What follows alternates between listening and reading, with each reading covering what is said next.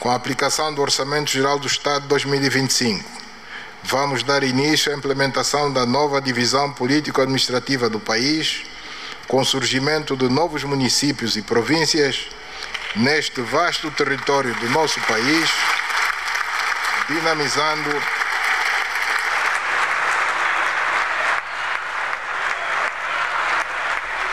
Este é o momento em que a oposição estava a gritar autarquias.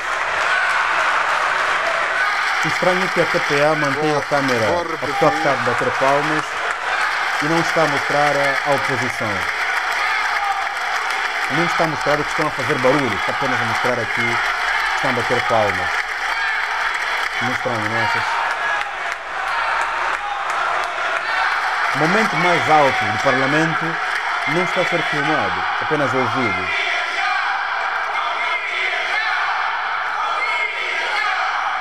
Bom, se não querem o presidente nesta sala, é só dizerem. Eu vou-me embora, né? É fácil. Com a aplicação, repito. Se não querem aqui o presidente, é só dizerem que eu vou-me embora. Será que a oposição teria coragem de dizer rua, rua? E será que se a oposição falasse isso, o presidente abandonaria a Assembleia? Seria um escândalo total. Eu acho que a oposição já deu a dose bem dada, não precisava ir muito mais distante, muito mais a fundo, okay? Porque às vezes tu tens que ir nas calmas, ok? Para evitar também impactos muito fortes, ok?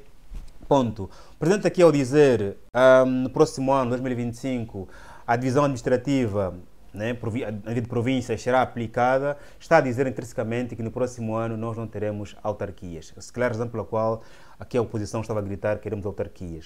Do ponto de vista de custos, autarquias e divisão administrativa, os dois projetos têm custos, mas do ponto de vista de proveitos, as autarquias darão muito mais proveitos eficientes, muito mais proveitos cedo, no curto prazo, do que a divisão a política administrativa. Em relação, por isso é que era importante no próximo ano implementarmos autarquias em vez da divisão administrativa, porque esta aqui tem muito mais custos e resultados até duvidosos de longo prazo. E esta aqui, autarquias, tem proveitos imediatos, resultados imediatos, apesar também de terem custos na sua implementação. Mas tenho dúvidas que consiga aplicar autarquias em simultâneo ao projeto das autarquias.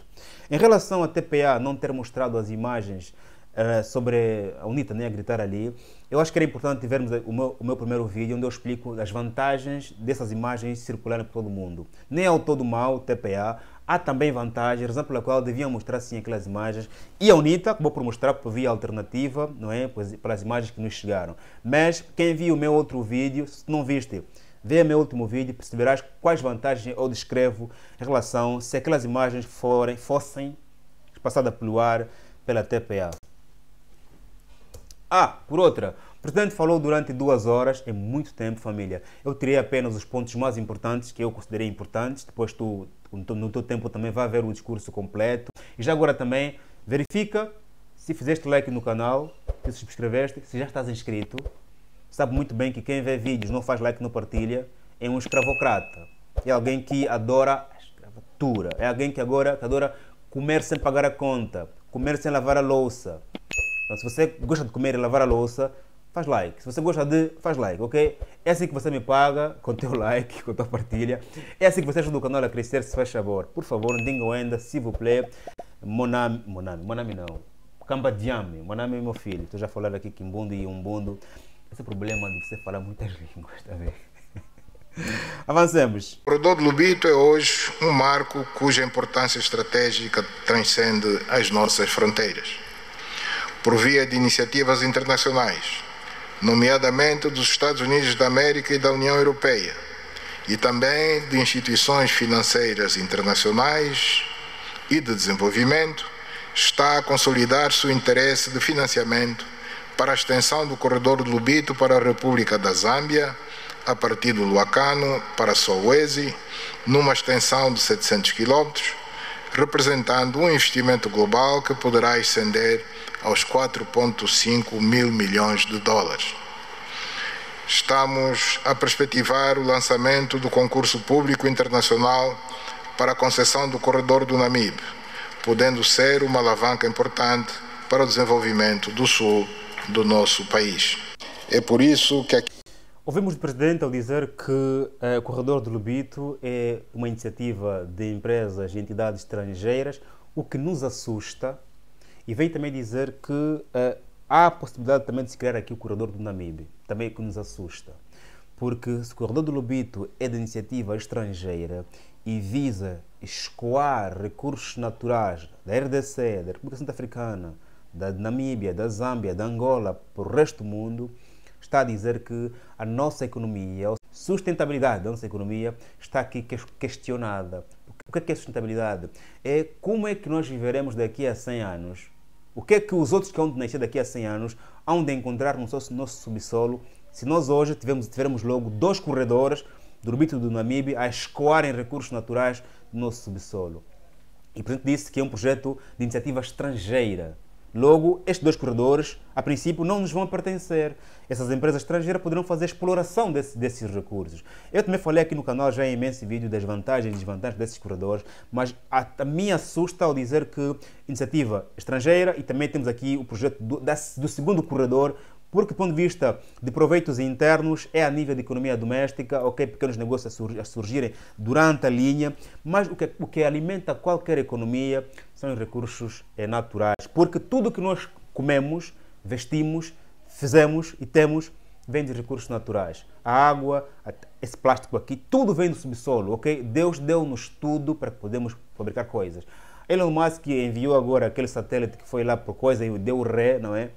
Tudo aquilo que se utilizou naquele satélite é recurso natural. As placas que vieram do cobalto, o ferro que vem do chão, tudo é recursos naturais, ok? A roupa que eu estou a usar, o colar, tudo que estou a utilizar aqui, a câmera, é tudo recursos naturais. Portanto, se nós entregamos tudo isso aos que já têm tecnologia e a preços baratos, claramente é assustador para a nossa sustentabilidade econômica. Mas, here we go. Estou perante esta augusta Assembleia para apresentar às angolanas e aos angolanos a mensagem sobre o estado da nação. No mundo cada vez mais global e interdependente, praticamente nenhuma nação sobrevive e prospera sem o estabelecimento de relações diplomáticas e comerciais com outras nações, estando sujeita aos efeitos positivos e negativos da economia global, do comércio internacional e da estabilidade das relações internacionais. Como são os... Nenhuma nação sobrevive sem ter relações internacionais. É verdade, sobrevive, mas é muito mais difícil. Imagina Angola, caso Angola, por exemplo, queira tirar proveito de todos os recursos naturais que nós temos, ok? Queira transformar tudo e vender em estado acabado, Angola precisará de compradores. Okay? Esses compradores poderão ser os angolanos e outras economias, ok? É verdade que sobrevive-se, mas com muita... seria como uma Cuba, ok? A Cuba, por exemplo, tem muita... quer crescer, mas não consegue crescer em função das barreiras internacionais, ok? Sobrevive sim, aliás, sobrevive-se mais quando ela própria consegue robustecer-se, só que para tu te robusteceres, a nível da tecnologia, da educação, da saúde, vais precisar enviar os teus quadros para fora, ou então tens que estudar, ou então tens que trazer quadros. É sim verdade, é difícil, razão pela qual a abertura para o mundo estrangeiro, exterior, é importante. A própria Coreia do Norte dizem que está fechada, mas não está fechada porque está aberta a China e também está aberta a Rússia, ok? Logo, é importante sim te robusteceres, mas sim estar ciente de que é necessário ter relações internacionais, acima de tudo, tirar proveito dessas relações e não ao contrário, fazer com que tu sejas a praça, porque tu não podes ser apenas o comprador, tens de ser, acima de tudo, o vendedor, porque o vendedor tem muito mais poder em relação ao comprador. Atenção à jogada. Mas sim, concordo com o Presidente que temos de nos abrir. Casos da ainda reduzida diversificação da nossa economia, das condições financeiras restritivas e dos ainda remanescentes efeitos da Covid-19 sobre a economia, introduziram impactos negativos relevantes que condicionam bastante a nossa atividade econômica e obrigaram a revisão do curso da nossa ação, adotando medidas que começam agora a gerar resultados animadores. Angola está ainda a viver os impactos da Covid-19, é verdade. Pode também aqui referenciar que a Covid-19 prejudicou muito mais aquelas economias que já estavam debilitadas, que já dependiam de importações, das flutuações estrangeiras, ok? Tanto que os países mais desenvolvidos transformaram-se em home offices. Os países que tinham problemas de internet, de energia, de transportes, é claro que se você não tem internet, como é que te vais transformar em home office? Se não tens energia, como é que te vais transformar em home office, por exemplo, ok? As próximas crises tendem a nos encontrar preparados. Okay? Muitas economias, aquelas que produziram as vacinas da Covid-19, já estão preparadas. A crise chegou, conseguiram criar a vacina, implementaram a vacina. E aqueles que estavam despreparadas, estavam a dormir, o que aconteceu? Tiveram de esperar que os outros pudessem inventar a vacina, pudessem enviá-los a vacina, doá-los a vacina, e quando te dão a vacina, você, do ponto de vista geopolítico, você é inferior em relação àquele que te doou as vacinas. Está a perceber a questão? Logo, Angola está sim a viver os efeitos da Covid-19, concordo com o presidente, mas também vale aqui referenciar que de facto já nos encontrou fragilizado. As economias estavam fortes, o Covid deu menos danos em comparação às economias que já estão preparadas. Nós, se aprendemos alguma coisa com a Covid-19, era importante que nas próximas crises, porque há de acontecer, as crises nas economias são sempre cíclicas e têm várias origens. Desde 2008 para cá já vemos muitas crises, a imobiliária, a inflação, a Covid-19. As crises acontecem sobre várias formas e sempre há de acontecer. Está a perceber a questão? Concordo com o presidente e também precisamos claramente aprender aqui alguma coisa com a Covid-19 para que amanhã surja uma pandemia. Tempo Marburg, que está agora no Ruanda, variola dos macacos, também está na RDC. Se chegar aos nossos países, já estamos preparados para podermos também claramente poder criar assim uma vacina. Se bem que a vacina de Marburg está a ser criada agora pela China, que está a fornecer agora ao Ruanda. Já viste? Eu disse que quem te doa a vacina, do ponto de vista geopolítico, estará sempre acima de ti, infelizmente. Apesar das adversidades e incertezas que vêm de fora e dos desafios internos, as finanças públicas do país continuam sólidas e resilientes.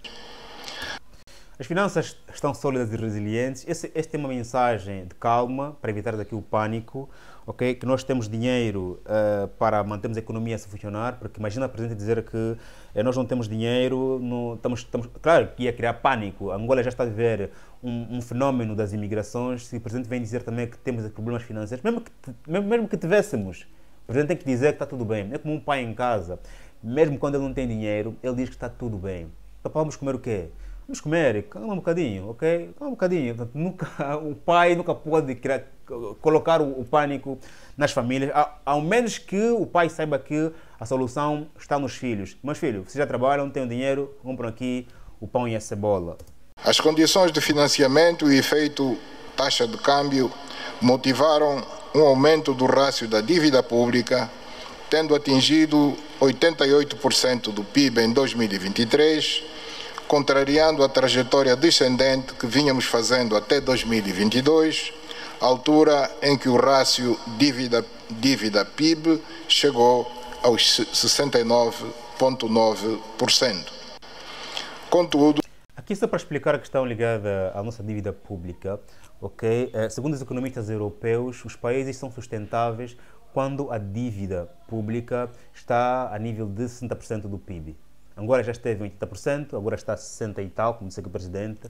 O que o presidente disse, do ponto de vista econômico, sim, é uma dívida responsável, quer dizer que Angola ainda tem estofo para poder ainda fazer dívidas, ok? Porque é que a dívida tem que ter um limite ao PIB? Porque se o país tiver algum problema, por causa da Angola, se não conseguirmos vender mais petróleo, se o preço do petróleo baixar para muito, se a Angola tiver necessidade de buscar mais dívida para poder cobrir os custos fixos do Estado e não só, ainda a janela da dívida lhe permite. Portanto, ela quer dizer, a nossa dívida é responsável. Do ponto de vista econômico, teórico, é verdade. Estes números aqui, do ponto de vista teórico, econômico, é verdade. Para dizer que a nossa dívida ainda não está ao pescoço, já esteve, mas Angola está em condições de ainda pedir mais dívida e estar ciente de que, de facto, se o fator de pagamento, que é o petróleo, o diamante, não vou dizer o imposto, o turismo também aqui, entre aspas, que é muito fraco ainda. Se temos um problema, petróleo, mais a baixa dos preços, qualquer problema ali, claramente, vamos condicionar, né, essa janela aqui que nós temos de abertura para que o país não viva asfixiado. Esse tema aqui da dívida está ligado, o que o presidente disse há bocadinho, cofres do Estado, né? Temos dinheiro, está tudo bem, não há problema nenhum, ok? Portanto, são mensagens de tranquilidade, de calma, porque os números reais, quem conhece, o Ministério das Finanças, o Banco Central, o Instituto Nacional de Estatística, penso eu que serem esses organismos que fizeram o relatório e enviaram ali para o presidente. A ser verdade, tranquilíssimos, que o país ainda não está em crise, apesar dos números de inflação e desemprego indicarem o contrário. Mas são cálculos diferentes, são cálculos financeiros, cálculos econômicos, em matéria muito mais lá para a sala de aulas, ok? Ou então lá para sermos comunidade, quem tiver dívida. Quem tiver dívida, não fale comigo, tá bem? Mas quem tiver dúvida, venha para sermos comunidade, que esse tema aqui a gente pode debater com muito mais profundidade, ok? O convite está aqui no primeiro comentário, se faz favor. Até julho do corrente ano, o rácio da dívida governamental atingiu os 67,2% do PIB, confirmando a tendência de um endividamento público responsável. As nossas reservas internacionais mantêm-se em cerca de 14,9 mil milhões de dólares dos Estados Unidos da América, o que representa uma cobertura de 7 meses de importações.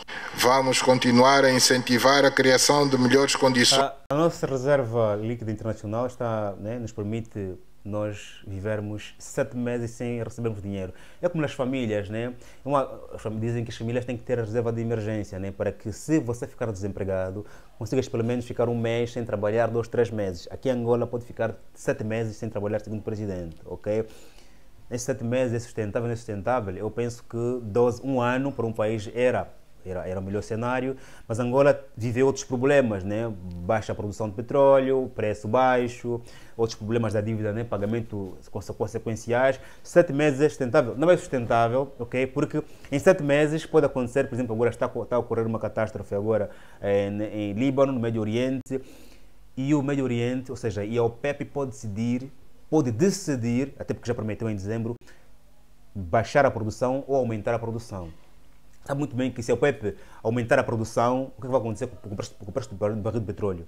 Vai baixar. Em Angola vai entrar menos dinheiro. E será que neste cenário os 7 meses ainda são garantidos ou não? Ok? Portanto, 7 meses dá para respirar? Você na tua casa dá? Acho que dá. Mas mesmo assim dá para respirar em corda bamba e todos os dias procurar trabalho, porque 7 meses passa assim, principalmente se de facto os teus incomes tiverem algum problema, difícil de prever, porque Angola tem dificuldade de prever os movimentos do petróleo, apesar de existirem no mercado dos futuros, mas mesmo assim, porque há muitos intervenientes, há a América, há a China, há a Nigéria, há a própria OPEP, que podem influenciar, a própria Rússia, claro, está sancionada, mas há outras vias de poder passar o petróleo.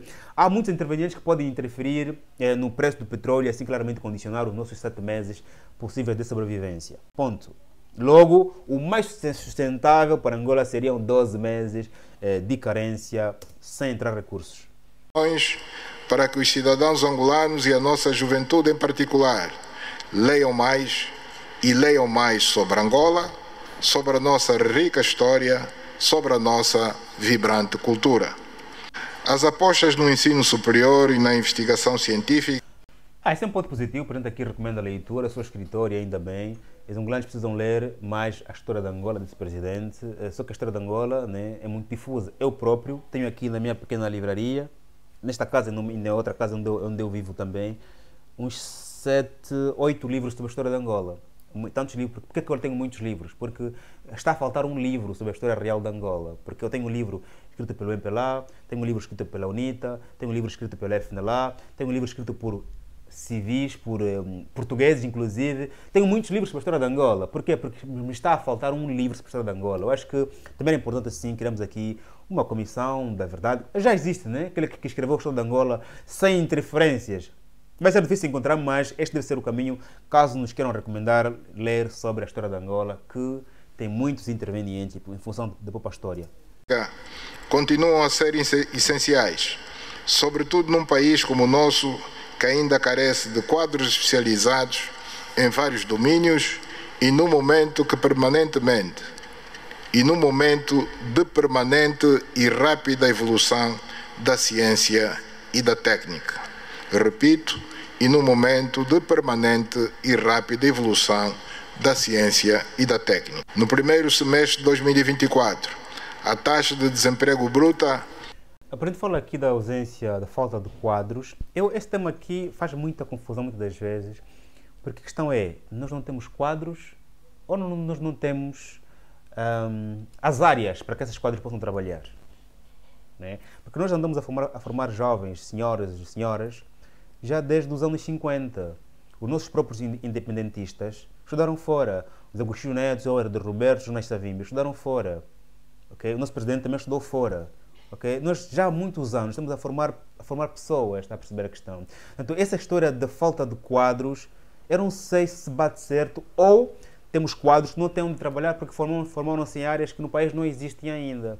Se calhar o problema não é falta de quadros, é falta de instituições para que esses possam trabalhar. Ou então falta de oportunidades para esses quadros para que possam colocá-los em alguns setores, eles lá criarem claramente o que a Angola precisa.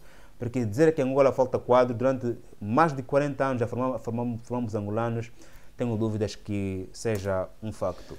Foi de 32,3%, ainda acima do desejado. Fruto das diferentes medidas de estímulo à economia, foram gerados 292.689 empregos líquidos. Para melhorarmos a abordagem do fenômeno do desemprego, uma das principais questões que afligem a nossa juventude, estamos a implementar a Agenda Nacional do Emprego como meio para melhorar a coordenação de várias iniciativas públicas e privadas e institucionalizamos o Fundo Nacional de Emprego com um orçamento inicial de 21 mil milhões de kwanzas para apoiar as mais diferentes iniciativas. É com bastante satisfação que anuncio a extensão. O Presidente fala aqui de um programa ambiciosíssimo para poder reduzir aqui o desemprego no nosso país. Eu, por acaso, escrevi um livro de economia com o título Como evitar o desemprego jovem, obrigações do Estado e do Governo. Este livro está disponível em Angola, em todas as províncias, na Europa, na Ásia, em toda parte, onde quer que tu estejas, esse livro aqui tu podes ter, ok? O convite, se quiseres, esse aqui é o meu Instagram, peça-me que a gente faz a entrega onde quer que tu estejas. Ok? E o Presidente fala aqui de um programa ambicioso para a redução do desemprego. Vale dizer que as causas do desemprego em Angola estão claras, ok? Nossos países existem principalmente 3 causas de desemprego. O monopólio, né? Empresas muito grandes, únicas, que pertencem a umas pessoas, ok? A quem está entregue a banca, a quem está entregue a indústria, a quem está entregue a empresas públicas, a quem está entregue os monopólios. Quem é que faz contratos com empresas, hospitais públicos? Quem é? Portanto, os monopólios são um grande problema que fazem com que menos pessoas tenham, aqui entra o segundo problema, tenham a oportunidade de trabalho.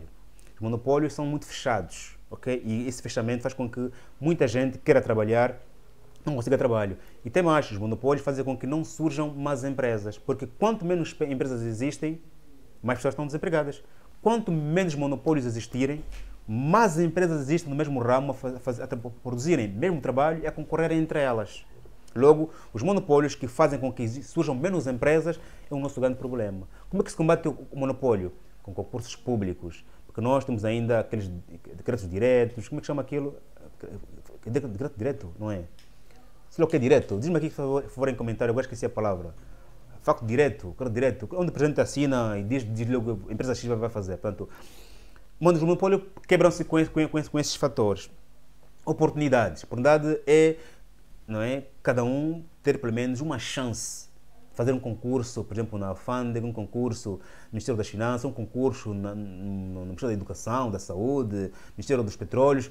Um concurso, uma chance, uma oportunidade de eu fazer, ok? Porque se alguns não têm essa oportunidade, nunca, jamais poderão trabalhar. Porque é necessário que eu trabalhe, por exemplo, para a administração pública, para que eu possa lá fazer a minha poupança e depois de 6, 4 meses, 2, 3 anos, eu deixar aquela empresa e constituir também a minha empresa. As pessoas têm que trabalhar para poderem criar a empresa. Logo, quando não há oportunidade de trabalho, quando há monopólios, que é o nosso caso, depois claramente a falta de infraestruturas, né, que também podiam fazer com que mais pessoas por si próprias queiram emprego. Aliás, meu irmão, esse vídeo aqui é muito curto para poder explicar esse livro aqui. Eu falo das obrigações do Estado. O que é que o Estado tem que fazer para que haja mais emprego? E obrigações da juventude. O que é que a jovem tem que fazer para que haja mais emprego? Esse livro aqui, bem pequenito, tem a página, tem apenas 125 páginas, você é bem disposto, com uma birra, fim de semana, está a beber, está a comer churrasco, o livro acabaste de ler o livro. Ok? Este é o meu Instagram, tem o meu e-mail também está disponível na Amazon, peça ali, compras, lambuda se faz favor. No programa Cuenda por um período de mais 5 anos até 2029, após a recente aprovação pelo Banco Mundial de um empréstimo adicional de 400 milhões de dólares dos Estados Unidos da América, como reconhecimento não só dos efeitos positivos para as vidas das famílias, mas também do rigor e da transparência como o programa tem sido gerido. O Cuenda é um programa de luta contra a fome que o nosso país tem e existe. É financiado pelo estrangeiro, como disse aqui o Presidente. Os efeitos diretos muitas vezes são duvidosos. Por quê? Porque nós vemos gente a comer aí na rua, nos contentores, está a perceber? A questão que se coloca é para quem é destinado o Cuenda? Qual é o angolano que tem direito ao Cuenda? Por que é que os responsáveis do programa Cuenda não têm contato com as famílias que estão no contentor a comer comida? Por que não têm? Okay? É preciso as pessoas irem ter com os responsáveis do Cuenda ou é o Cuenda que vai em encontro das pessoas? Qual é a relação entre o programa Cuenda e as famílias?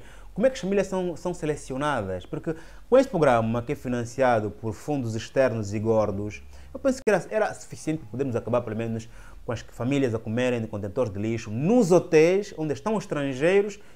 Eu sou estrangeiro, estou num hotel, no contentor, eu estou aqui na varanda do hotel, olho para o contentor, lá para baixo, crianças a comerem no lixo. O que eu vou fazer? Eu, próxima noite, não vou estar mais nesse hotel. Vou querer ir para um hotel onde não tem pessoas a comerem no contentor do lixo. Porque como é que eu vou conseguir tomar um chazinho na varanda do hotel se eu estou a olhar para crianças que estão comendo no contentor de lixo? Não há condições morais. Portanto, eu vou fugir desse hotel. Chego no próximo hotel, estou a ver a mesma coisa. Famílias a comerem... Vou pegar na minha mala e vou embora desse país. Está a perceber a questão? Eu acho que o Cuenda, ou tem de ser mais interventivo, vir para a televisão, vir para a rádio, explicar às famílias qual é a relação, como é que se encontram com as famílias, ok? Ou, a nível das administrações municipais, eles serem muito mais para os bairros, para ruas, porque se existe um programa, existe um dinheiro, um fundo, por que tem essa falha aqui? O que está a acontecer?